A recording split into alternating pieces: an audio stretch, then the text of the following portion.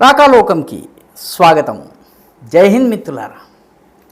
Cockroach Janata party NEET exams అన్నటువంటి సాకుతో ఏదైతే ఉద్యమాన్ని ప్రారంభించిందో, ఆ ఉద్యమం ద్వారా అరాచక పరిస్థితులను సృష్టించేందుకు ప్రయత్నించిందో, దానికి ఇప్పుడు కొనసాగింపుగా దేశవ్యాప్తంగా ఈ ఉద్యమాన్ని తీసుకెళ్లేటటువంటి ప్రయత్నం జరుగుతోంది. అభిజిత్ దీప్కే ఇప్పటికే ఒక కమిటీని ప్రకటించి ఆ కమిటీ దేశవ్యాప్తంగా కార్యక్రమాలు ఎలా చేయబోతోంది, క్యా బోల్తీ తూ అన్నటువంటి పేరుతోటి ఒక దేశవ్యాప్త ఇంటరాక్టివ్ ప్రోగ్రామ్ని నిర్వహించాలని వాళ్ళు ప్లాన్ చేస్తున్నారు. అయితే సందట్లో సడేమియా అన్నట్టు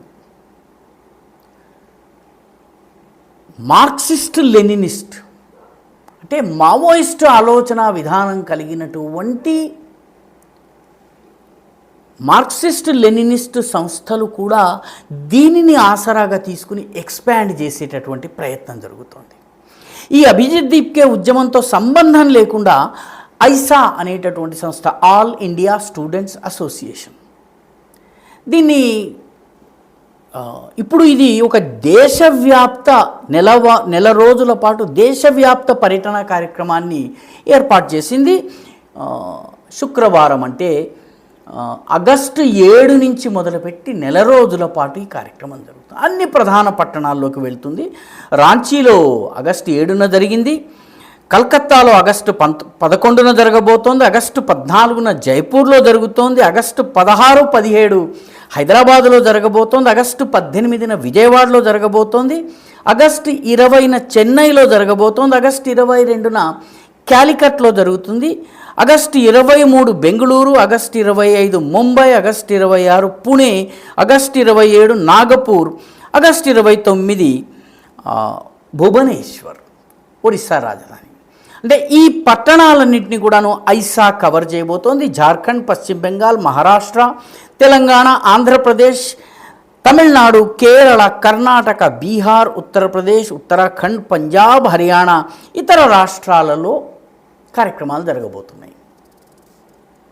అయితే చాలా తెలివిగా మీడియాలో ఇప్పటికే ఒక ఐకాన్గా, స్టార్గా ఎదిగినటువంటి నేహా బొరా అనేటటువంటి యువతి, ఆమె ఐసా జాతీయ అధ్యక్షురాలు. నిజానికి ఐసా అనేటటువంటి సంస్థ మార్క్సిస్ట్ లెనినిస్ట్ లిబరేషన్ గ్రూప్కి ప్రాతినిధ్యం వహించేటటువంటి విద్యార్థి సంస్థ. దీనిని చంద్రశేఖర్ సింగ్ అనేటటువంటి వ్యక్తి, బీహార్కి చెందిన వ్యక్తి, ఆయన ప్రారంభించాడు. ప్రారంభించిన తర్వాత చంద్రశేఖర్ సింగ్ని షహబుద్దీన్ అనేటటువంటి రాష్ట్రీయ జనతాదళ్ ఎంపీ హత్య చేయించాడని చెప్పి అప్పట్లో బాగా ఆరోపణలు వచ్చినాయి.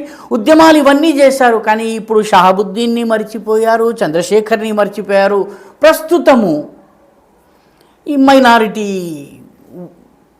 ఈ అంశాలను ప్రధానంగా తీసుకుని ఈ ఐసా పనిచేస్తోంది. ఐసా ఇప్పటి వరకు ఢిల్లీ వంటి 1-2 కేంద్రాలకి మాత్రమే పరిమితమైంది. ఈ కాక్రోచ్ జనతా పార్టీ పేరిట మీడియాలో వచ్చినటువంటి ప్రచారాన్ని ఈ నేహా బోరా, అస్సాంకి చెందిన అమ్మాయి, 29 సంవత్సరాలు, ఈమెని ఇప్పుడు ఐకాన్గా ప్రొజెక్ట్ చేసేటటువంటి ప్రయత్నం జరుగుతుంది. బహుశా గుర్తుండే ఉంటుంది చాలామందికి, 2015-16 ప్రాంతంలో కన్హయ్య కుమార్ని ఇదే రకంగా ఆజాదీ నినాదాలు ఇచ్చినటువంటి జేఎన్యూలో హడావిడి చేసినటువంటి కన్హయ్య కుమార్ని కూడా దేశవ్యాప్తంగా ఇలా టూర్ తిప్పి నెక్స్ట్ జెన్జీ లీడర్గా ప్రొజెక్ట్ చేశారు. ఆయన ఏ ఎన్నికల్లో పోటీ చేస్తే ఆ ఎన్నికల్లో ఓడిపోయారు, కొన్ని చోట్ల డిపాజిట్ కూడా కోల్పోయారు. చివరికి ఆయన కమ్యూనిస్ట్ పార్టీని వదిలి కాంగ్రెస్లో చేరారు. ప్రస్తుతం ఆయన కాంగ్రెస్లో ఉన్నారో లేదో ఆయనకు కూడా తెలియని పరిస్థితి. బీహార్కి చెందిన నాయకుడు.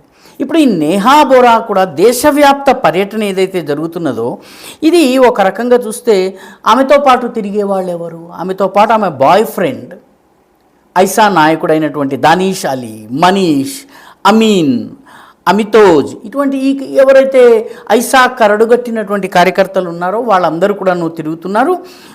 ఇది వాస్తవానికి బయట నుంచి చూస్తే కాక్రోచ్ జనతా పార్టీ సృష్టించినటువంటి వాతావరణాన్ని ఉపయోగించుకునే ప్రయత్నంలాగా కనిపించవచ్చును. ఇదొక విద్యార్థి ఉద్యమాన్ని ఎక్స్పాండ్ చేసే ప్రయత్నంలా కనిపించవచ్చును. కానీ వాస్తవానికి ఇది 5th జనరేషన్ వార్ఫేర్లో అంతర్భాగము. అంటే కేవలము డైరెక్ట్ యుద్ధం కాకుండా సైకలాజికల్ ఆపరేషన్స్, అదేవిధంగా ఈ దేశంలో అంతర్గత విచ్ఛిన్నత భావాల్ని పెంచేటటువంటి ప్రయత్నంగా రక్షణ రంగ నిపుణులు చెప్తున్నారు. ఎందుకంటే 2004లో పీపుల్స్ వార్ గ్రూప్ పీడబ్ల్యూజీ, అదేవిధంగా మావోయిస్ట్ కమ్యూనిస్ట్ సెంటర్, అదేవిధంగా ఈ రెండు కలిసి ఎంసీసీఐ అంటారు, ఇది బీహార్కి చెందిన పార్టీ. ఈ రెండూ కలిసి సిపిఐ మావోయిస్ట్గా ఏర్పడ్డాయి 2004లో. అప్పుడు వీళ్ళు ఒక డాక్యుమెంట్ని బయటకు తీసుకొచ్చారు. ఆ డాక్యుమెంట్ పేరు స్టర్, STIR. స్టర్ అంటే ఇంగ్లీష్లో ఒక అర్థం ఉంది. స్టర్ అంటే ఉద్యమాలను స్టర్ అంటారు, కదపటం. నిజానికి చెంచాతో కలపడాన్ని స్టర్రింగ్ అంటారు. ఈ స్టర్ అనేటటువంటి పేరుతో ఒక వ్యూహాన్ని వీళ్ళు రాశారు 2004లో. ఏమన్నారు? Strategies and tactics of Indian revolution. భారతదేశంలో మావోయిస్టు తిరుగుబాటును సృష్టించేందుకు, విప్లవాన్ని, విద్రోహాన్ని పెంచేందుకు ఎటువంటి వ్యూహాలని, ఎటువంటి ఎత్తుగడల్ని అవలంబించాలన్నది ఈ స్టర్ అనేటటువంటి డాక్యుమెంట్లో బయటపెట్టారు. ఈ డాక్యుమెంట్లో ఒక సెక్షన్ ఉంది, భారతదేశంలో ఉన్నటువంటి ఈ భారతీయ సమాజపు వర్గతత్వాన్ని విశ్లేషిస్తున్నామని చెప్పేసి పనిని ఎవరిలో పెంచాలని చెప్పారు? Intellectuals, students, professionals. Intellectuals, students and professionals. Students అందరికన్నా తొందరగా వోలటైల్, ఇలాగా భగ్గున మండిపోయేటటువంటి గుణం ఉన్నటువంటి స్టూడెంట్స్లో పని పెంచాలన్నది 2004 నాటి వ్యూహము.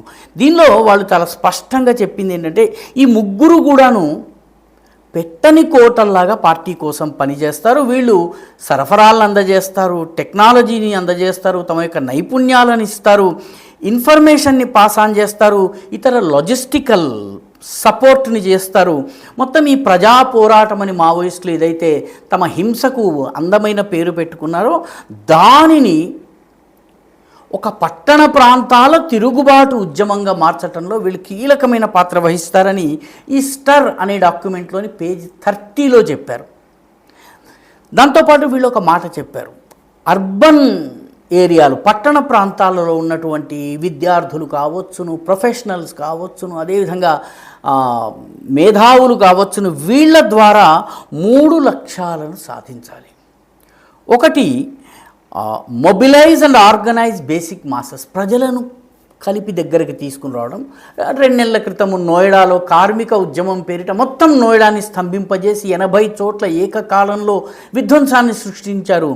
ఇది దీనికి ఉదాహరణ. రెండవది, బిల్డింగ్ ఆఫ్ యునైటెడ్ ఫ్రంట్, అందరినీ కలిపి ఒక ఉమ్మడి కూటమిని తయారు చేయటం. ఇది మొన్న మనము కాక్రోచ్ జనతా పార్టీ ఉద్యమంలో చూసాము. 20వ తారీఖు వరకు జనం లేదు. 20, 21, 22, 23 ఈ 4 రోజుల్లో దాదాపు 350 వామపక్ష సంస్థలు, మైనారిటీ సంస్థలు తమ ప్రతినిధుల్ని పంపి జనాన్ని పెంచాయి. ఈ సంస్థలకు సంబంధించినటువంటి జాబితా కూడా ఇప్పుడు బహిరంగంగా ఉంది. పోలీసుల దగ్గర దీని వివరాలు ఉన్నాయి.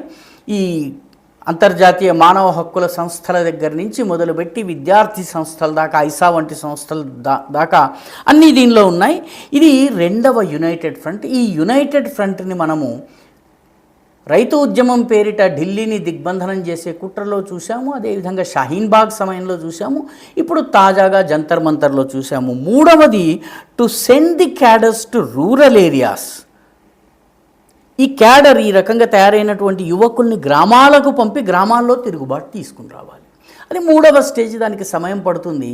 అయితే ఆపరేషన్ కగారు వల్ల ఛత్తీస్గఢ్లో వెన్ను విరిగిపోయింది, మధ్యప్రదేశ్లో బలహీనమైంది, తెలంగాణ, ఆంధ్రప్రదేశ్లో మావోయిస్టు మూమెంట్ దాదాపుగా సమాప్తమైంది, ఉత్తరప్రదేశ్లోని సోన్భద్రలో ఈరోజు ఉద్యమం లేదు, జార్ఖండ్లో కూడా చాలామంది లొంగిపోతున్నారు. కాబట్టి మావోయిస్టు ఉద్యమం అయిపోయిందని ఎవరైనా భావించినట్టయితే ఒక్కసారి ఈ స్టర్ అనేటటువంటి డాక్యుమెంట్ని చదవాలి. పట్టణ ప్రాంతాల్లో ఉన్నటువంటి అర్బన్ నక్సల్స్ని, మేధావులు, ప్రొఫెసర్స్, డాక్టర్స్, విద్యార్థులు, వీళ్లకు సంబంధించిన ఉద్యమాలను బిల్డ్ చేయటం ద్వారా పట్టణాల దిగ్బంధము, తద్వారా గ్రామీణ ప్రాంతాలకు మళ్ళీ విస్తరించడం వేరే రూపంలో, వేరే ఇష్యూలతో. కాబట్టి దానిలో భాగంగానే ఈ ఐసా కార్యక్రమం జరుగుతోంది. ఇది అర్థం చేసుకోవలసినటువంటి అవసరం ఉంది. లేకపోతే ఇన్నాళ్ళు లేనిది హఠాత్తుగా కాక్రోచ్ జనతా పార్టీకి సంబంధించిన వాళ్ళు క్యా బోల్తీ పబ్లిక్ అనే పేరుతోటి సమావేశం ఏర్పాటు చేస్తున్నారు. దాంతో నేహా బోరా కలవటం లేదు.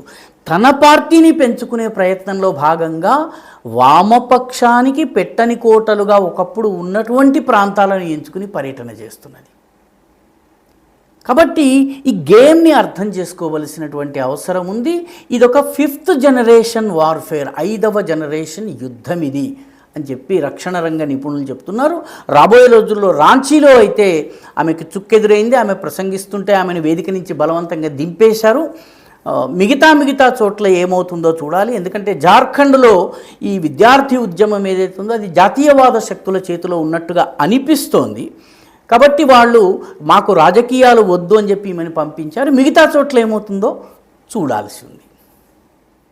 ఈ వీడియో మీకు నచ్చినట్టయితే లైక్ చేయండి, షేర్ చేయండి, ఈ ఛానల్కి సబ్స్క్రైబ్ చేయండి. మీ అభిప్రాయాన్ని కమెంట్ల రూపంలో తప్పనిసరిగా పంపించండి.